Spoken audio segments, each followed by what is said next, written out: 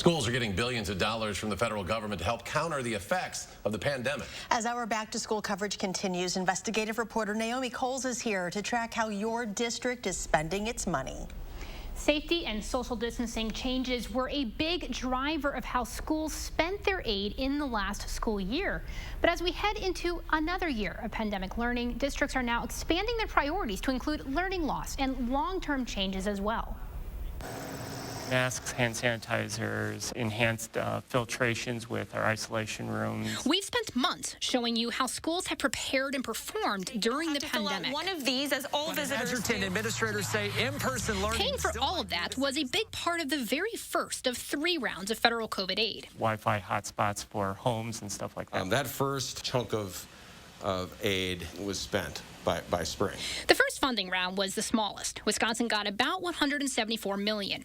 The second round, passed by Congress last December, is the focus for this next school year, where Wisconsin schools get about $686 million.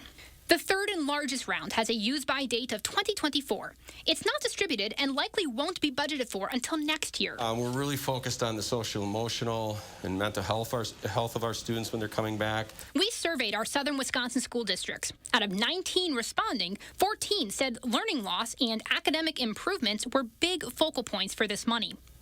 Coming in second and third, technology improvements and social and emotional well-being. And then we've also invested heavily in new curricular resources. But districts using this money to increase staff, like many are, could introduce long-term problems. I asked, what happens to those staff once the money runs out?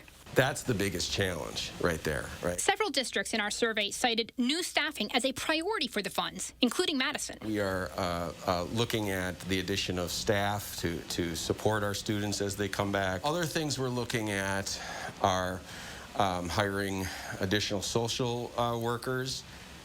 We had several that were LTE, moving them into a full-time position to support students. How that's going to work for their budget in 3 years when the money runs out, that's a problem they're still solving. That's exactly why Beloit isn't using this money for more staff, no matter how much they might need them. We look at these funds as one-time funds. Once they're spent, they're not coming back. For this year, they're building on last year's safety changes and making big investments in curriculum. We want to make sure that when we invest to have the greatest impact on our students and something that we can sustain once these funds are gone.